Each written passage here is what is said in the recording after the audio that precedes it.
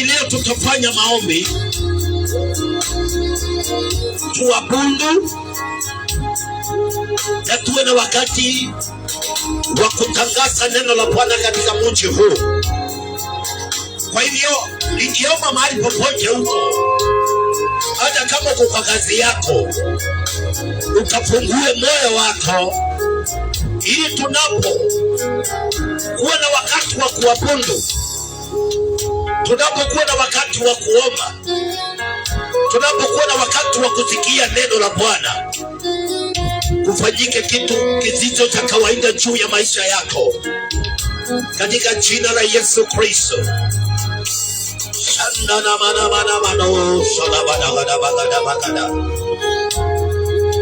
Baba, tunakuabudu. Baba, tunakuheshimu. Tunakiri ya kwamba kwa hakika wewe ni Mungu. Wewe ndiye umetuleta katika mji huu ili tukaweze kutangaza neno lako, ili tukaweze kutangaza nguvu zako katika mji huu wa Kabuteri. Na kwa sasa ninakuinua nikiwa na imani ya kutosha. Mji wa Kabuteri hautabaki ukiwa vile ulivyokuwa. Tunapotoka mahali hapa leo, ninakushukuru ni kwa sababu ninajua kuna watu ambao wako chini watainuliwa.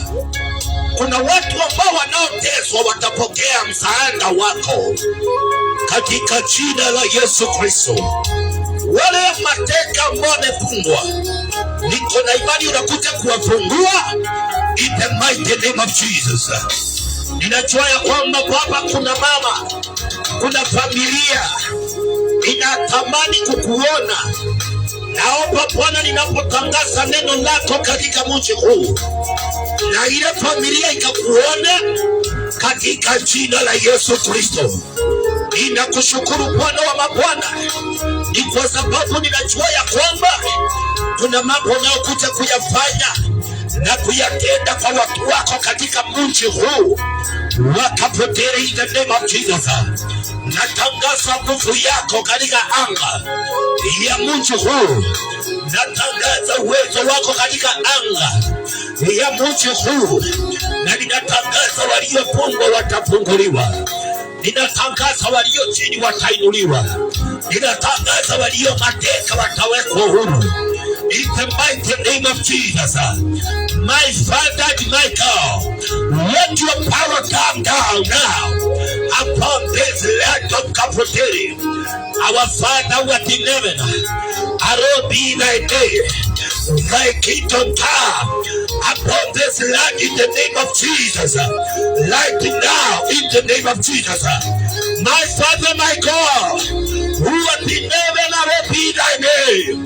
Thy kingdom come now upon this land of Kabuteri. In the name of Jesus.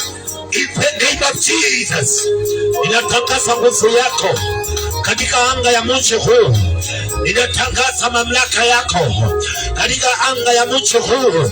Na ninatangaza watu wako Bwana wakashuhudie ukuu wako, wakashuhudie uhuru wao, wakashuhudie baraka zao, wakashuhudie nguvu zao juu ya maisha yao.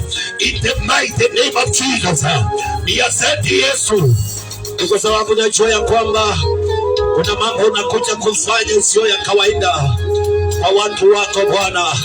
Nimekukaribisha leo na kesho, nimekukaribisha katika anga ya mji huu. Baba, naomba ukaanze kutawala. Baba, naomba ukaanze kuponya mioyo na nafsi za watu wako. In the mighty name of Jesus, Son of the living God. Meka baraka tabazura, lekete pasula baraka tazia, lekete paluza. Tunakuabudu Yesu, tunakuabudu Mfalme. Seketere balando lagada bagada bagada bagada bagada. Seketere lebo shalabada bagada bagada bagada bagada. Ajabu, wewe wa ajabu,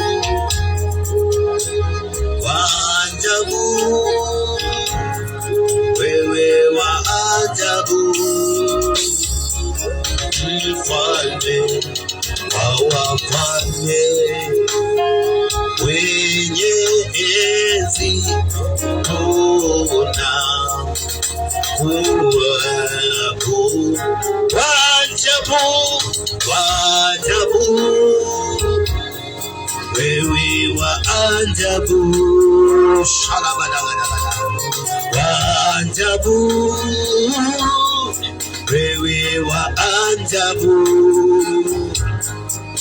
mfalme wa wafalme, mwenye enzi tunakuabudu. Wajabu Bwana ninakuinua, wajabu mfalme mwenye mamlaka, ninalitukuza jina lako. Mfalme wa falme, shuka, tembea kwa nguvu zako, tembea kwa uwezo wako, ukanene nguvu, ukanene uwezo katika mji huu, in the mighty name of Jesus. Ikele palaka tabaluza, akatara palaka dosha, akatara palaka dosha, kele palaka, akatopa lepo blaka tarapazua, ekete paloko topazia tarapanagadagada. Naomba mfalme ukatukuke, mfalme ukatukuke, mfalme ukatukuke, mfalme ukatukuke, mfalme wa ajabu.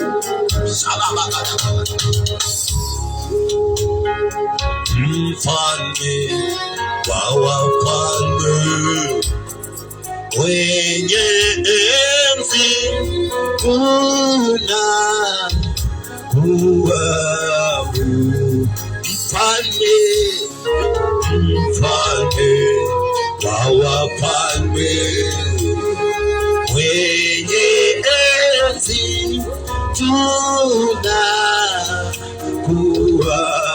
tunakuabudu. Mfalme wa wafalme, mwenye enzi tunakuinua. Sema mfalme, mfalme wa wafalme, mwenye enzi tunakuinua. Kapotere Yesu, mfalme wa wafalme, mwenye enzi tunakuinua. Nakuinua katika anga ya mji huu, nakuinua katika anga ya mji huu wa Kapotere. Shalapalaka tabashule, makatara badagadosh, leketerebo shatana badagadosh, makatara badagadosh. Nimekuja Baba kutangaza nguvu yako katika mji huu wa Kapotere. Nimekuja Bwana kutangaza uwezo wako katika mji huu wa Kapotere. Mfalme wa falme, anza kutawala, anza kutawala, anza kutawala katika maisha ya watu wako katika mji huu wa Kapotere. Baba, ninajua ya kwamba pasipo wewe kwa watu wako hawawezi. Baba, ninajua ya kwamba mfalme, pasipo nguvu zako watu wako hawawezi. Lema shatana badagata, leketerebosh, leketerebosh, alakata badagata basuda. Natangaza mkono wako, natangaza nguvu zako katika anga ya mji huu. Ninaweka chini upande wa giza unaozunguka ukisumbua, ukigonga watu wako katika mji huu, in the mighty name of Jesus.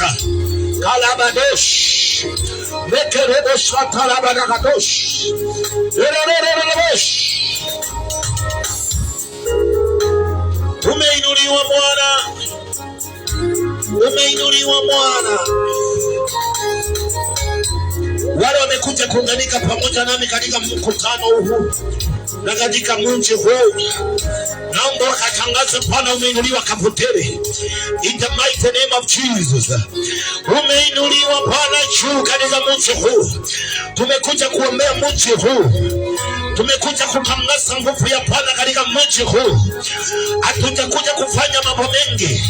That we are here to declare the power, the move of God upon the land of Kapoteri. Lekete pasula palaga na bagaga. Tumekuja na mission ya kuombea mji. Tumekuja na mission ya kutangaza mkono wa Mungu katika mji huu. Kila mapepo yanayozunguka katika mji huu tumekuja kuiteka nyara na kutangaza katika mji huu. Haitakuwa na nguvu, haitakuwa na uwezo, haitakuwa na mamlaka.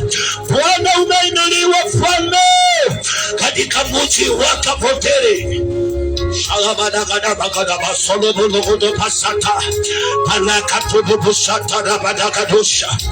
Watu wa mji Bwana, maisha yao haitapaki kuwa ya kawaida. Nimekuja kutangaza kibali chako na nguvu zako juu ya maisha yao.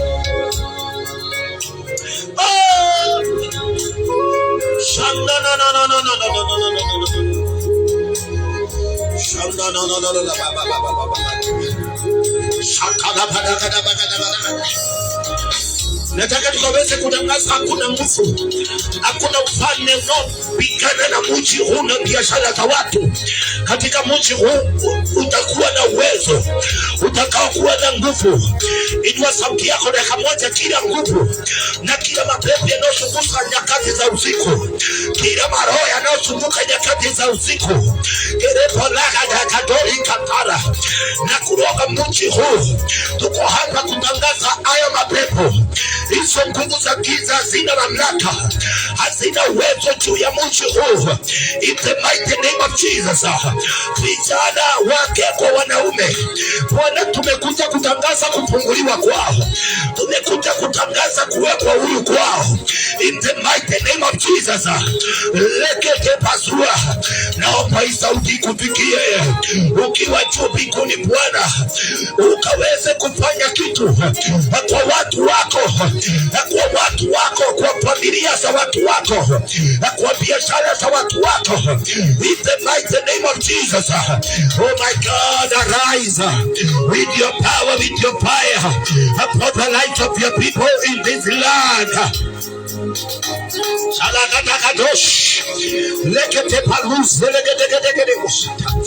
Baba, nimekuja kubariki mji na kutangaza maroho yanayotawala katika Baba, nimekuja kuikamata, kuivunja na kutangaza kwa mji huu hayatatawala, hayatafanya kazi. In the mighty name of Jesus. Rekete bazula katadia zete paluza, ekete poloko topademi lazata, ekete bozara kata, lekete zula katazi, ekete ruza lakata lakata. Waliofungwa waanza kufunguliwa, waliotekwa waanza kuachiliwa, waliokatekwa nyara waanze kuachiliwa. In the name of Jesus. Biashara zilizofungwa katika mji huu na zianze kufunguliwa. In the mighty name of Jesus, Son of the living God. Shujaa wa msalaba umeinuliwa. Bosh. Shujaa wa msalaba umeinuliwa juu. Acha nikuinue ewe Mungu wa shujaa, shujaa wa msalaba umeinuliwa juu. Kapoteri. Acha nikuinue ewe Mungu wa shujaa, shujaa wa msalaba. Kila mapepo na nguvu zote za giza ziko chini ya msalaba wa Bwana. Acha nikuinue ewe Mungu. Tunasema shujaa, shujaa wa msalaba. Umeinuliwa juu. Acha nikuinue ewe Mungu. Shujaa wa msalaba ninakuinua, ninatangaza umeinuliwa Kapoteri. Baba, watu wa mji huu hawatakuwa chini ya kulemewa, hawatakuwa chini ya kuteswa, hawatakuwa chini Bwana ya magonjwa ya umasikini. Shujaa wa msalaba umeinuliwa, umeinuliwa, umeinuliwa, shujaa wa msalaba. Salamanagadagosh, leketerebo satana managadagosh, nasikia moto wa Bwana katika anga ya mji huu, na ule moto umeanza kuzunguka ukiweka chini kila aina yote ya nguvu za giza ambazo zimeinuliwa, ambazo zinazopigana na maisha ya watu katika mji huu. In the mighty name of Jesus, moto wa Bwana na ukaanze kushuka, na ukaanze kuzunguka. Tuko hapa kutangaza nguvu ya Bwana. Kama unaomba pamoja nami, inua sauti yako, tangaza nguvu za Bwana katika mji huu. Watu wa mji hawatalemewa mapepo na nguvu za giza zinazozunguka zikihijack destiny maisha ya watu katika mji huu. Hazitakuwa na uwezo, hazitakuwa na nguvu. Tumekuja kutangaza nguvu ya Bwana.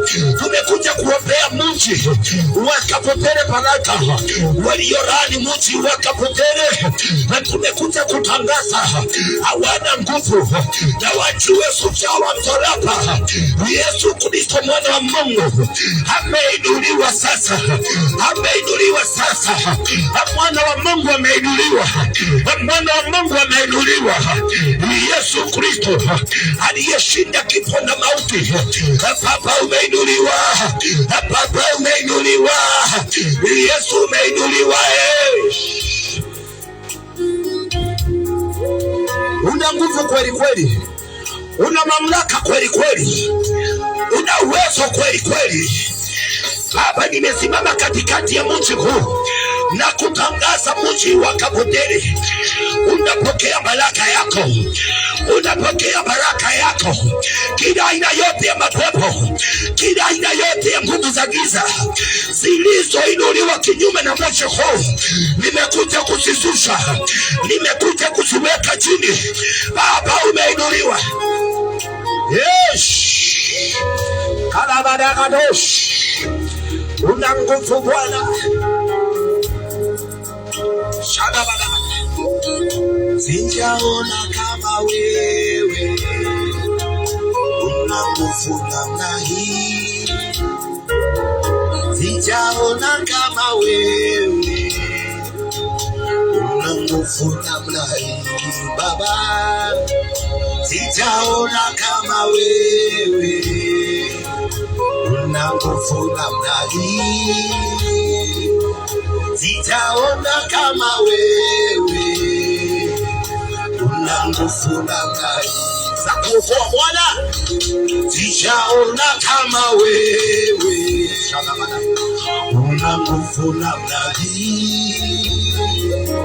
Sijaona kama wewe, macho yako itaona mwingine ya kuokoa mji Baba. Sijaona kama wewe, ya kuokoa mji. Sijaona kama wewe, una nguvu namna. Sijaona mama, sijaona kama wewe, una nguvu namna hii. Sijaona kama wewe, una nguvu namna.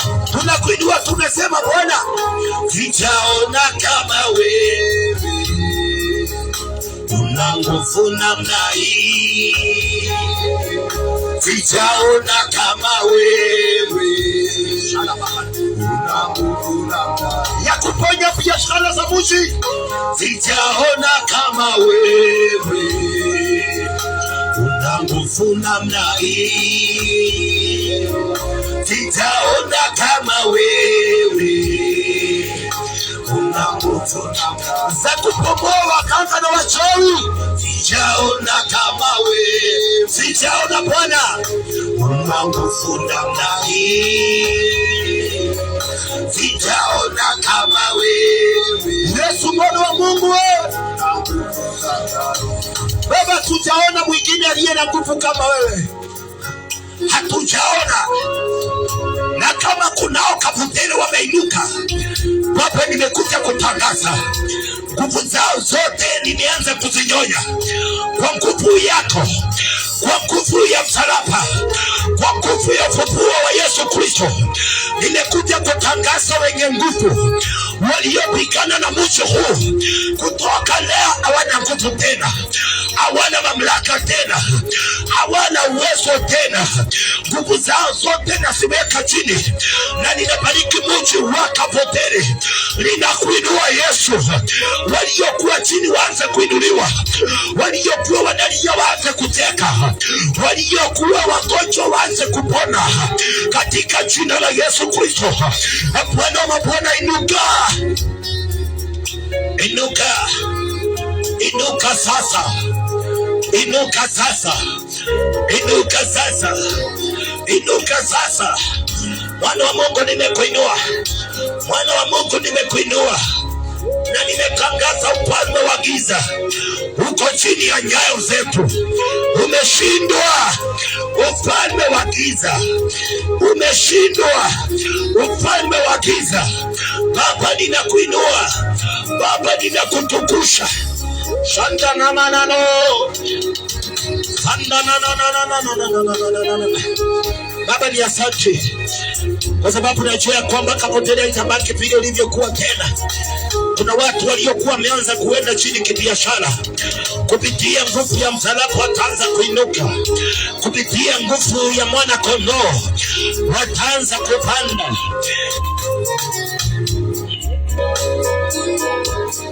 Shalabadagadosh, shandana managadabagadosh. We love you, Lord. We give you praise, our God, our refuge. Tumekupenda Bwana. Asante Yesu, asante Bwana. We love you, Lord. Nataka kubariki mji na neno la Bwana jioni ya leo. And I believe by the grace of God, Kapotele utabaki vile ulivyokuwa tena. In the mighty name of Jesus. We love you, Lord. Mekarabadagadosh. Bababababush. Leketele gadagadaga. Wakati watu wanaabudu kuna vita Bwana upigana. Wakati watu wanaabudu kuna mapepo, nguvu za giza zinaanza kutolewa katika mji. Tunakuabudu Bwana, tunakuabudu Yesu, tunakuabudu Mfalme. Tunasema uinuliwe, uabudiwe kwa yale umetenda, uabudiwe kwa yale unayofanya. Receive all the glory, receive all the honor, God. We love you, Father. We give you praise. Watu wa Munchi, nimekuja kutangaza Yesu. Kuna mtu amekumbuka, kuna watu anakumbuka, kuna watu anakuja kuponya. Wakati wowote nasemanga Mungu amehurumia watu wake. Ulituma neno lake. Maandiko inasema ya kwamba alituma neno ili kaweze kuokoa waliokuwa wagonjwa. Na niko na imani leo kuna watu wengi katika mji huu Bwana anakuja kuokoa kwa njia isiyo ya kawaida.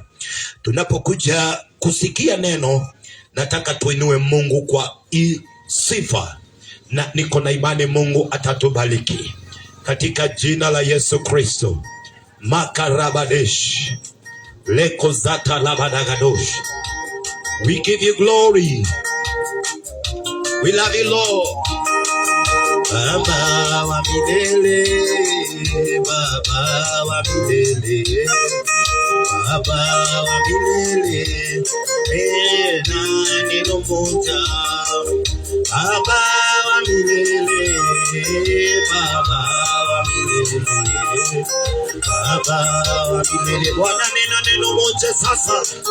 Shalabadagadagosh. Neno moja. Baba wa milele, Baba wa milele, Baba wa milele, nena neno moja. Baba wa milele, Baba wa milele. Tunapokuja kufikia neno, ambia Bwana nena neno moja. Nena neno moja.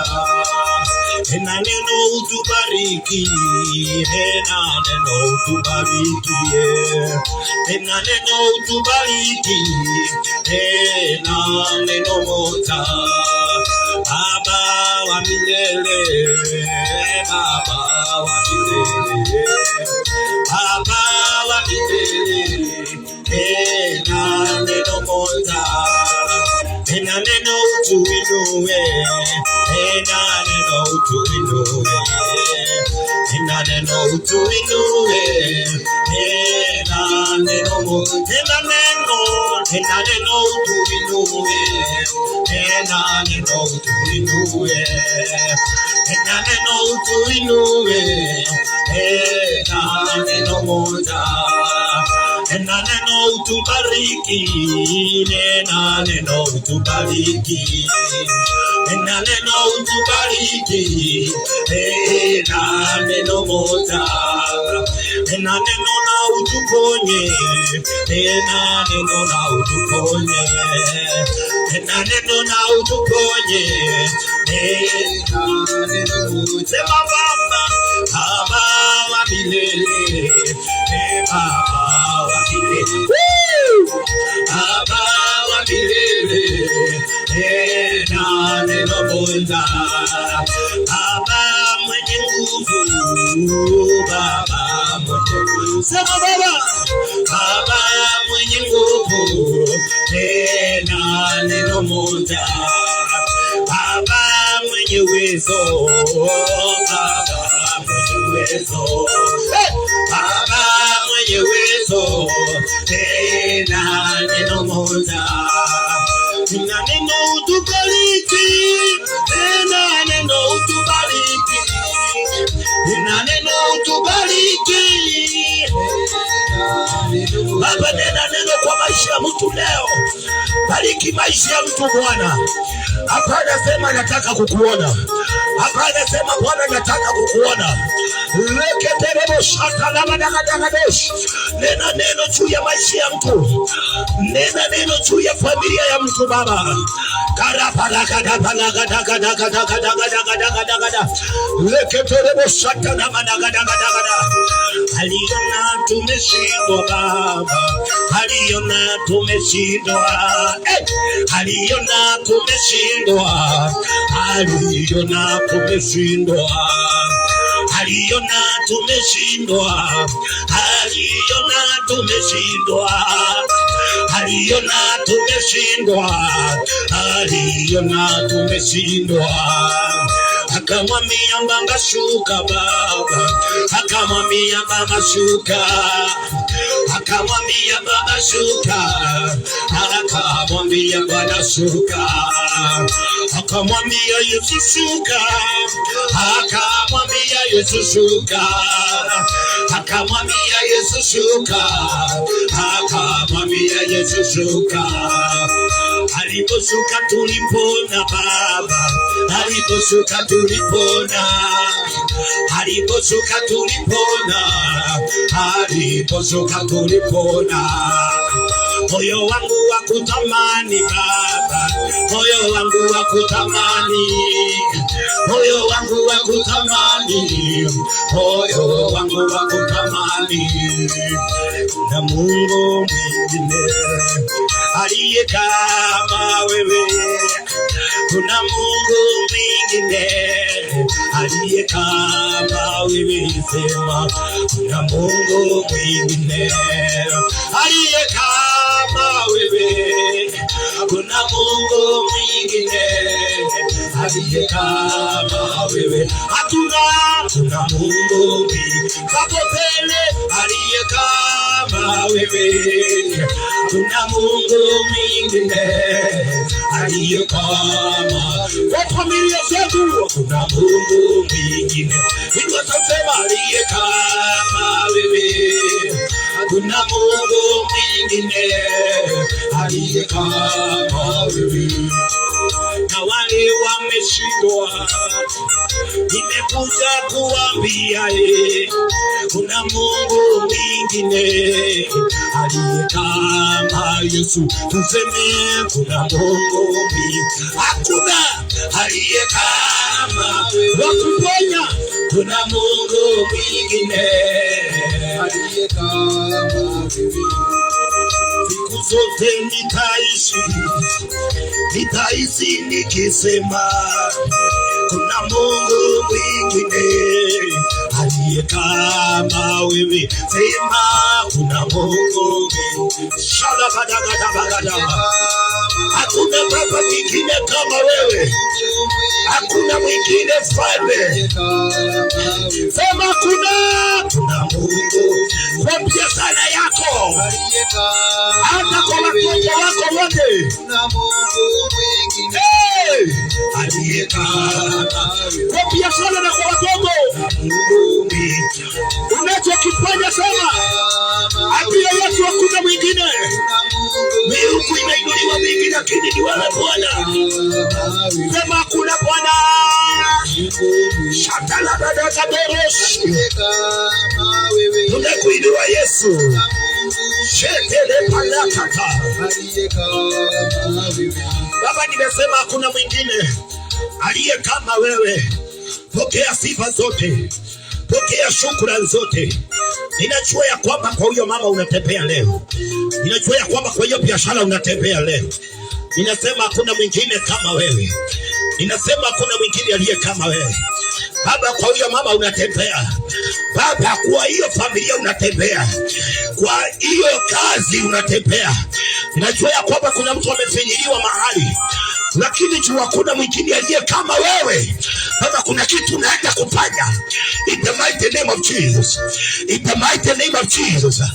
In the mighty name of Jesus. Waliofungwa na tangazo waanze kufunguliwa. Walio chini waanze kuinuliwa. Waliotekwa waanze kuwekwa huru. In the mighty name of Jesus. Thank you, Lord. Thank you, Father. Mekarabanagadoosh.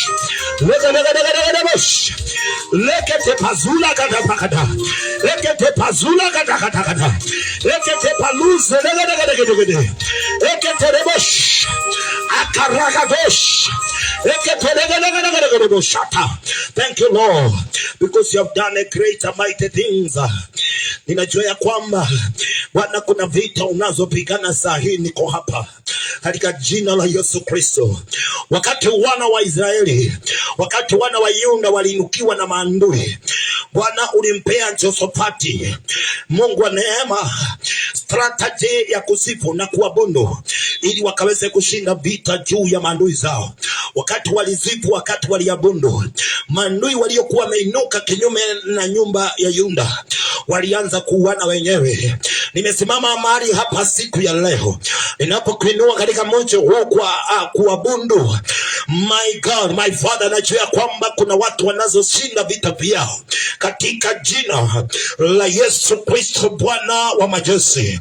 Pokea sifa zote, ni kwa sababu uko hapa na kuna mambo unakuja kufanya maisha ya mtu leo iokolewe, leo ikombolewe kwa jina lako takatifu. Wale ambao wamesahaulika, Bwana, nimekuja kutangaza leo wanakumbukwa. In the mighty name of Jesus Christ, the Son of the living God. We love you, we worship you because you are coming now to do a great and mighty things for the lives of your people. In Jesus' praises mighty name we do pray. And do we believe? Raise up your voice, somebody say amen. Hallelujah. Nataka kuongea neno la Bwana kwa kifupi sana. Na Mungu atatubariki sana. Wakati watu wameabudu, wakati watu wamemuinua Mungu katika mji, kunazo vita Bwana usipigana juu ya maisha ya watu wa Mungu. Praise the name of the Lord. Praise the name of the Lord. Kuna vita Bwana upigana juu ya maisha ya watu wake. Niko hapa leo kutangaza, kuna watu wameshindwa, kuna watu wako chini, na kwa neno hili watapokea ushindi wao. In the mighty name of Jesus Christ, Son of the living God. In the mighty name of Jesus Christ, Son of the living God. Nataka kunena neno la Bwana katika kitabu ya Ezekiel. Kwa wale ambao ni wageni, naitwa Pastor Eric. Niko pale 3-in-1 opposite St. Stephen. Kuja pale siku ya kesho tuendelee na kusikia na kupalikiwa pamoja katika jina la Yesu Kristo. Na kualika kwa ibada zetu kesho, kuja utabarikiwa. Niko hapa leo kwa sababu ya mtu mmoja tu ambaye anasema, Pastor, ningetaka kuona Mungu akipigana vita juu ya maisha yangu. Niko hapa nikwambie, wakati wowote Mungu anapoamua kupigania watu wake, utuma watu wanene neno, utuma watu wakuje waongee kitu ambacho kitakacholeta msaada juu ya maisha yao. So wakati Mungu alipoamua kuokoa ulimwengu, alituma mtu aliyekuwa anaitwa Yesu, na andiko inasema ya kwamba huyo Yesu ambaye ni mfano wa mtu alipokuja ulimwengu huu, waliokuwa wamefungwa walifunguliwa, waliokuwa mateka, andiko inasema ya kwamba waliwekwa huru. So wakati wowote Mungu anapoamua kukomboa watu, lazima atume mtu atakaye kuja ili akaweze kunena neno katika maisha ya watu wa Mungu. Unaposoma kitabu ya Luka 10 mstari wa 18, maandiko inasema ya kwamba wakati Yesu alipoingia katika hekalu, alisema, Roho wa Mungu yu juu yangu, amenipaka mafuta niwahubirie walio maskini habari iliyo njema. So Yesu, maandiko inasema ya kwamba wakati alipoona maskini aliamua kuhubiri habari njema. Maandiko inasema ya kwamba na akasema, waliotekwa nitangaze kufunguliwa kwao. So uwezi ukapokea uhuru wako, uwezi ukapokea ushindi wako kama hakuna yule ambaye ametumwa. Unaposoma kitabu ya Matendo 8, maandiko inasema ya kwamba na kuna mtu aliyekuwa anaitwa Filipo, maandiko inasema alipoingia katika mji wa Samaria akaanza kuhubiri injili. Waliokuwa wamefungwa walifunguliwa, waliokuwa wagonjwa walipokea uponyaji wao. So ni vigumu sana watu kufunguliwa katika mji kama hakuna yule ambaye ametumwa. Nimetumwa na Bwana leo nikuje tu nitangaze katika maisha ya mtu leo, kunaye atafunguliwa, kunaye njia imekosekana atapata njia. Unaposoma kitabu ya Exodus, maandiko inasema pale mlango wa 3, wakati wana wa Israeli walilia, oh my God, Mungu awatoe katika Misri, kwa sababu alikuwa wamefungwa pale Misri. Maandiko inasema walilia wakamwambia Mungu, tuokoe kutokana na maadui zetu, kutokana na kupinyiliwa. Lakini maandiko inasema vyema, wakati Mungu aliposikia kilio chao, alituma Moses ili akaweze kuingia Misri, ili akaweze kuokoa. Maandiko inasema kwamba wana wa Israeli walipokuwa wametoka Misri, na walipotoka Misri, Mungu ndiye aliyemuita na akampaka mtumishi wake Moses mafuta, akamwambia, ingia Misri, watu wangu wanahangaika, watu wako wako katika shinda. Na wakati Moses alipoingia pale, maandiko inasema ya kwamba waliokuwa wamefungwa pale Misri walitoka Misri. Nimekuja nikwambie kitu leo, ninapotoka katika mji huu, mimi ni yule ambaye ametumwa akuje atangaze kufunguliwa kwako. Na nikwambie kitu, watu wengi ili waokolewe kutokana na shida zao, kutokana na vita ambazo wanazozipitia, kutokana na magonjwa, kutokana na kudharauliwa, kutokana na mambo mazito, kutokana na mambo magumu, lazima kuna yule atakayetumwa ili akuje alete msaada wa neno la Mungu juu ya maisha yake, ili watu wafungwe. My friend, watu fungwa na maneno, na ili watu wafunguliwe, ufunguliwa na neno.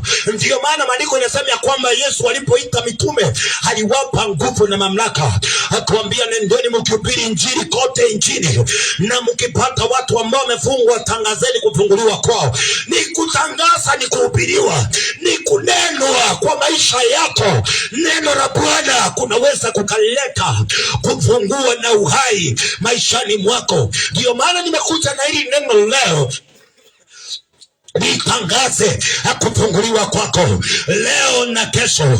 Nataka kuhubiria mifupa ambayo ni mikavu. Nataka kuhubiria watu ambao wanasema, Pastor, nimekaukiwa, maisha imekuwa na shida, maisha imekuwa mangumu, maisha ina mbele wala nyuma. Nimekuja kuleta tumaini juu ya maisha yako kupitia hili neno. Ni kwa sababu neno la Mungu linapoinuliwa, waliopoteza tumaini, waliokuwa walikuwa wanaona kukufa wanaanza kuona kushinda. In the book of Ezekiel 37, najua ya kwamba ni neno tunalolifahamu na tunalolijua vyema vile linavyosema. Maandiko yanasema ya kwamba wakati Ezekiel anapoongea, maandiko yanasema ya kwamba from verse 137, mkono wa Bwana ulikuwa juu yangu, naye akanichukua nje katika roho ya Bwana, akaniweka chini katikati ya bonde, nalo limejaa mifupa. Kuna wakati Ezekiel, maandiko yanasema ya kwamba alisikia amepepwa na roho wa Bwana, akapelekwa katika uwanda ama mahali palipokuwa pamejaa mifupa. Sikiza nikwambie kitu, ni vyema na ni vigumu sana watu kutolewa kwa mahali ambapo wamewekwa kama hakuna yule ametumwa. Ndivyo nimesema. Maandiko yanasema ya kwamba mstari wa 2, oh my God, inasema hivi, akanipitizia karibu nayo pande zote, na tazama palikuwa na mifupa mingi katika ule uwanda, nayo tazama ilikuwa mifupa mikavu sana. Mstari wa 3 inasema hivi, akaniambia, mwanadamu, je, mifupa hii yaweza kuishi? Nami nikamwambia, Bwana, Mungu, wewe wajua. Mstari wa 4 inasema kwamba akaniambia tena, toa unabii juu ya mifupa hii, uiambie, enyi mifupa mikavu, lisikieni neno la Bwana. Mstari wa 5 inasema kwamba Bwana Mungu akaniambia, Bwana Mungu akaiambia mifupa hii maneno haya, tazama ninatia pumzi ndani yenu, nanyi mtaishi tena, nanyi mtaishi tena. Hii ni mifupa mikavu inayotapiliwa. Na ningetaka nikwambie kitu, shinda yako sio kali na sio ngumu kuliko mifupa inayotapiliwa hapa na mtumishi wa Mungu anayeitwa Ezekiel. Leo niko na neno la kuleta tumaini kwa maisha ya mtu ambaye amefinyiliwa. Mstari wa 6 inasema kwamba nami nitatia mifupa juu yenu, nami nitatia misipa juu yenu, nami nitaleta nyama iwe juu yenu na kuwafunika ngozi na kutia pumzi ndani yenu, nanyi mtaishi, nanyi mtajua kuwa mimi Bwana ndiye Mungu. Mstari wa 7 inasema Bwana, basi nikatoa unabii, kama nilivyoambiwa. Hata nilipokuwa nikitoa unabii, palikuwa na mzindo mkuu, na tazama tetemeko la nchi, na ile mifupa ikasongeana, mfupa na mfupa mwenzake. Mstari wa 8 inasema nikatazama, kumbe kulikuwa na mizipa juu yake, nyama ikatokea juu, nyama ikatokea juu yake, ngozi ikaifunika juu yake, lakini haikuwamo pumzi ndani yake. I love this. Mstari wa 9 inasema ndipo akaniambia, tabiri. Hapo nitatapilia mtu. Yaweza kuwa sitahubiri, lakini leo nitatapilia mtu. Yaweza kuwa sitahubiri, lakini nitatapilia mtu kwa neno la Bwana. Mstari wa 9 inasema ndipo akaniambia, tabiri, ukatapilie upepo, mwanadamu, ukauambie upepo, Bwana Mungu asema hivi, njoo. Kukatokea pande zote pepo 4, pumzi ukafunike hawa waliouawa wapate kuishi. So nitarudia mstari wa 9 tena. Ndipo akaniambia, tabiri, utabirie upepo, mwanadamu, ukauambia upepo, Bwana Mungu asema hivi, njoo. Kutoka pande zote 4, pumzi, ukawapumzie hawa waliouawa wapate kuishi. Anza kutabiria upepo, yani pande zote za 4, pande zote 4 za ardhi, ili kukatokea upepo ukuje uingie hao watu. Basi nikatabiri kama alivyoniamuru, pumzi gai ikawaingia, wakaishi, wakasimama kwa miguu yao, nalo likawa jeshi kubwa la wana wa Israeli. Nimekuja kutabiria mtu ambaye ana nyama, ambaye ana mifupa, ambaye ana damu, ina pamoja kusema amebaki mifupa mikavu.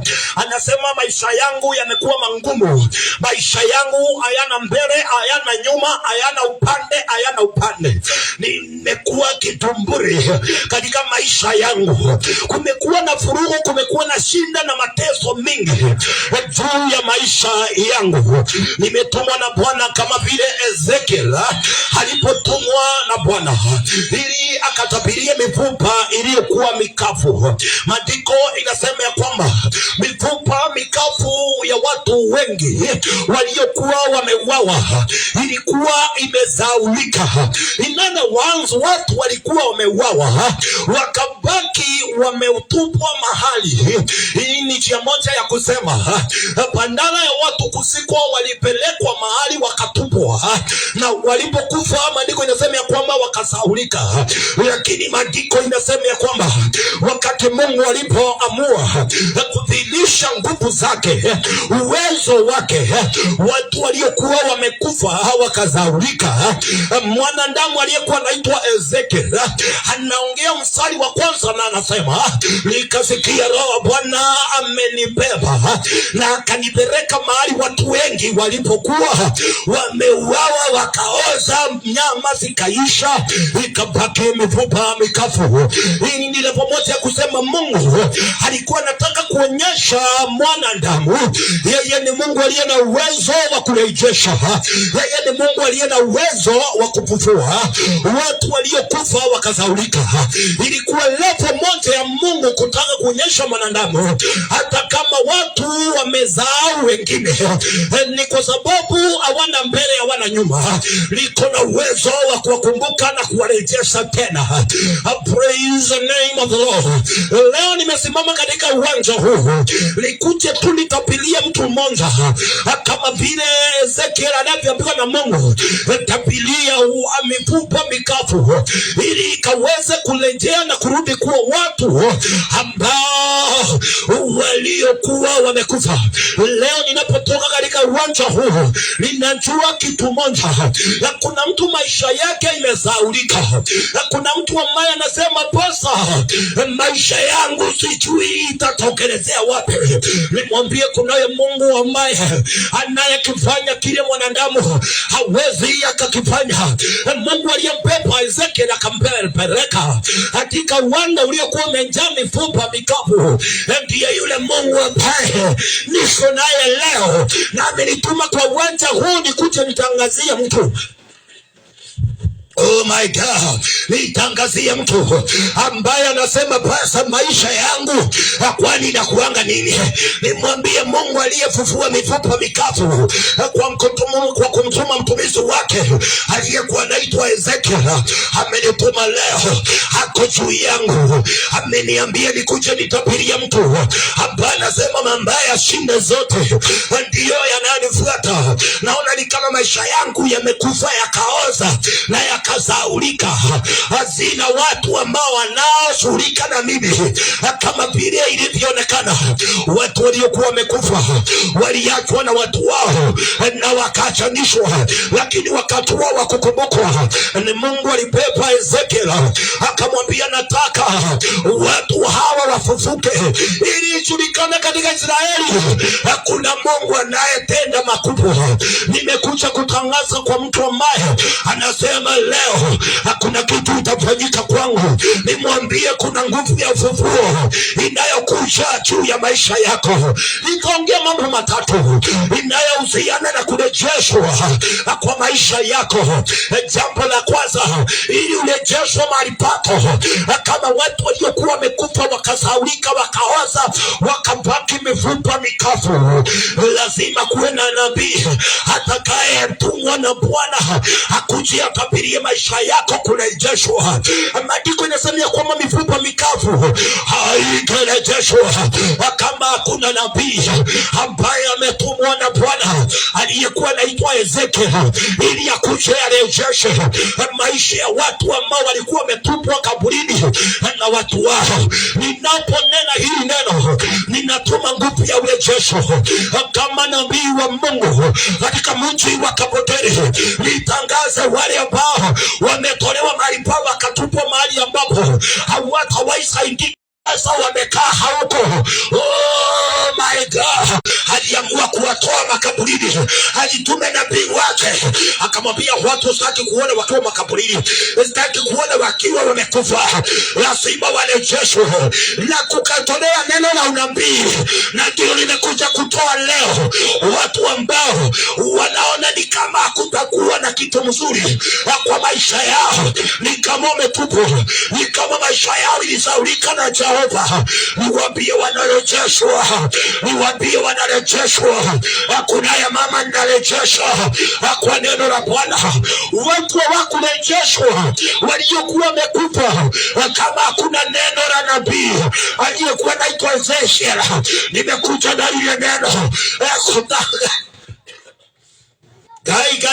Gai. Nasikia nguvu ya Mungu mahali hapa. Nimekuja kutangaza kama nabii wa Mungu, kuna mtu anarejeshwa kwa biashara yake, kuna mtu anarejeshwa kwa mali zake zilizokuwa, oh my God, zimetolewa kwake mikononi mwake, katika jina la Yesu Kristo, Bwana wa mabwana. Kama Mungu akona uwezo wa kurejesha mifupa mikavu ikarudi tena kuwa watu, akona uwezo wa kukurejesha wewe unayenisikiza. Wewe paiwa, usiniambie ndoa yako iliisha. Kunaye Mungu ambaye anayejua kurejesha ndoa nzuri kuliko yenye uliyokuwa nayo, na inakuwa ya kupana gaya maruza. Shalabadagadagada kayuza lakata. Kuna kitu leo lazima kifanyike kwa mtu. Kuna mtu lazima tukutana na yeye na aseme, pastor, kuna neno la unabii ulitoa la urejesho, nilirejeshewa maisha yangu. Kuna watu wamepoteza maisha yao, kuna watu wamepoteza, oh my God, biashara zao. Kuna watu wamepoteza ndoa zao, wakaona ni kama hakutawahi kuwa na kitu mzuri kwa maisha yao tena. Kama Mungu anarejesha mifupa mikavu, inakuwa watu, oh my God, watu walikuwa wamekufa wakasaulika, lakini Mungu alipoamua kurejesha maisha ya watu na kutaka kuonyesha kuna uwezo wa kurejesha, anarejesha mifupa mikavu. Zina yako sio kubwa kuliko ya watu waliokuwa wamekufa wakasaulika, yako ikilinganishwa na watu waliokuwa wamekufa na walitabiriwa wakarudi tena. Shida yako ni kidogo sana my friend. Kurejesha kwako ni rahisi sana. Kurejesha kwa familia, kwa biashara, kwa watoto wako, oh my God, ni rahisi sana. Kile nataka ufanye ni uamini leo kuna kitu kinafanyika kwa maisha yako katika jina la Yesu Kristo. Natuma neno la unabii la kurejesha watu ambao wanahitaji urejesho kutoka kwa Bwana katika mji wa Kaboteri. Somebody say amen. Hallelujah. Kuna watu leo maisha yao haitakuwa na magonjwa, watarejeshewa afya yao in the name of Jesus. Oh my God. Sijui nani huyo anasema kweli maisha yamekuwa magumu, yamekuwa mazito. Sio mazito kama mifupa kusahaulika, lakini maandiko yanasema kwamba walikumbukwa, na maandiko yanasema kwamba Mungu akamuuliza Ezekiel, hawa watu hii mifupa yaweza ikarejea tena? Lakini Ezekiel akasema, mimi Bwana sijui, ni wewe unajua. Ni kwa sababu Ezekiel nabii wa Mungu alijua kuna njaa jambo linalomshinda Mungu. Hakuna kitu ngumu kinachomweza Bwana. Ndio maana maandiko yanasema kisichowezekana na mwanadamu Mungu anakiweza. Umeshindwa na nini my friend? Umeshindwa na nini my friend? Kisichowezekana na mwanadamu kinawezekana na Mungu. Watu wanaweza wakakuona chini leo, lakini kesho wakuone juu. Watu wanaweza sema umeisha leo, lakini kesho waseme Bwana amekuja kwako. Huyo Bwana naomba akuje leo. Huyo Bwana naomba ingia kwako leo. Kilichokuwa kimekupa kianza kufufuliwa. Na hili ndio jambo la pili nitakalo lizungumzia lililofanyika wakati Mungu alipepa Ezekiel. Waliokuwa wafu walifufuka. Hakuna mtu anayenisikiza ameishi kama mtu ambaye amekufa. Maisha yake inafuatwa na mambo ambayo amekufa. Nimekuja leo na neno la Bwana litangazo kwa maisha ya mtu leo. Kuna nguvu ya ufufuo inatumwa kwako kwa maisha yako, na nguvu ya ufufuo itakufufua wewe, itafufua maisha yako na chochote ulicho nacho na chochote unachofanya katika jina la Yesu Kristo. Nimekuja kutangaza ufufuo katika mji wa Kapopero na kutangaza watu ambao watoto wao wameunganishwa na mambo yamekufa wanafufuliwa katika jina la Yesu Kristo. Holy Spirit of God, move. Begin to work. Begin to move. Aya magadosh. Lekete debo shata. Lekete bazula badagada. Ninatangaza nguvu zako Bwana katika anga ya mji huu. Natangaza upepo wako ukaanza kuleta uhai kwa maisha ya watu wako katika mji huu.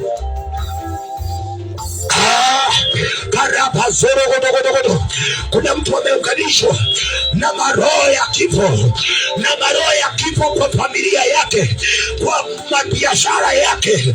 Baba, nimekuja kutangaza ufufuo kwa watu wako leo, kwa biashara za mji leo. Kama mifupa mikapu ilifufuka ikawa watu tena. Kuna mtu natangaza ambaye nasema maisha yake yamekuwa na ugumu na ukame. Hakuna mbele, hakuna nyuma. Hata ile kazi anayofanya najua sio kazi yenye anapenda, sio kazi yenye anataka. Leo natuma nguvu ya ufufuo ili kumtoa kwa hiyo kazi, nimuingize kwa kazi ingine nzuri kupitia neno lako. Chochote ambacho kimeibiwa, kimeuawa kwa maisha yako, ninakirejesha, ninakirejesha. Natuma nguvu ya ufufuo. Karabadagadosh.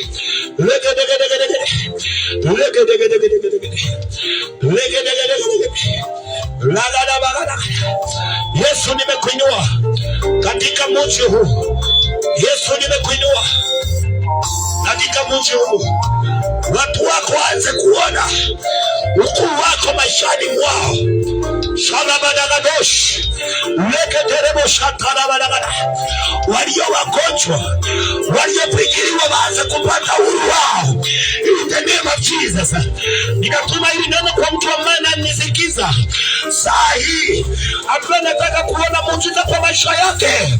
Natuma nguvu kama upepo wa kufufua maisha yako, wa kukuunganisha na kinachohitajika kwa maisha yako. In the name of Jesus.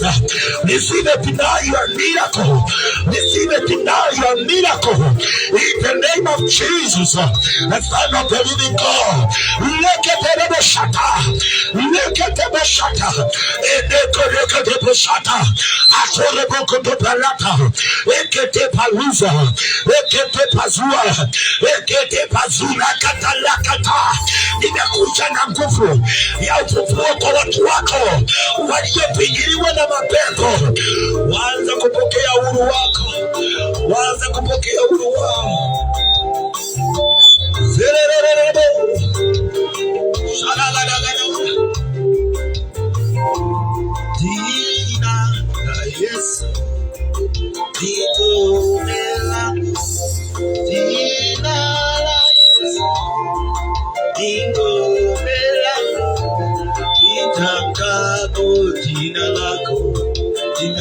lingine sina, nitangapo jina lako, jina lingine sina, jina linaokoa, ni jina lako, jina linaloponya, ni jina lako, nitangapo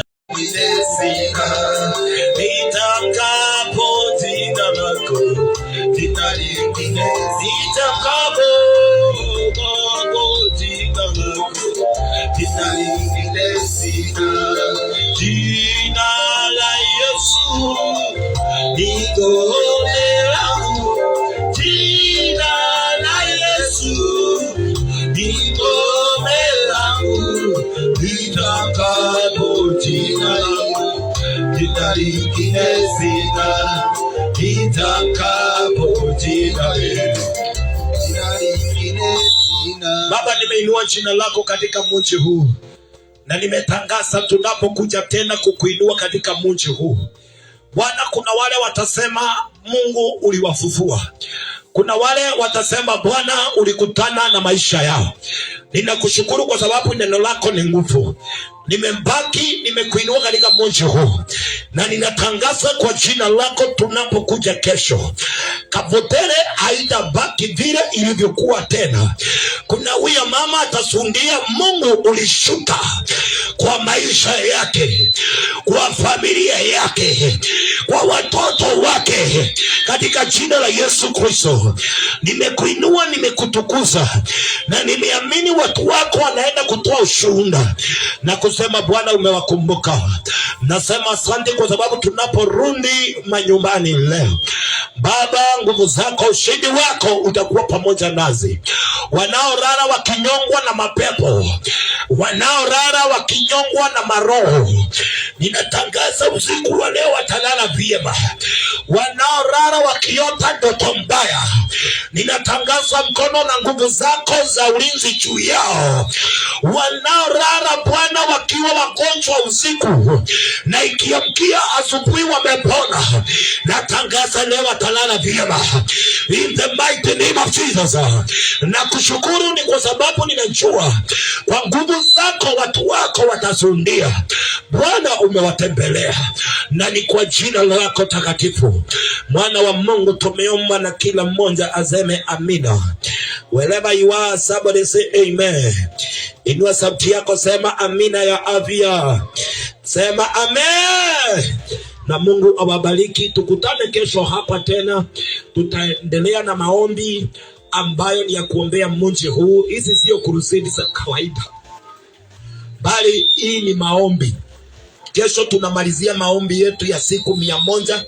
Tulianza Januari, na kesho ndio tutatamatisha, ndio tutamalizia, na tunakuja kuimalizia hapa maombi ya kuombea mji, ya kuombea familia. Na niko na imani watu wa mji maisha yao haitabaki kuwa ya kawaida tena. Tukutane kesho, na niko na imani Mungu atawabariki.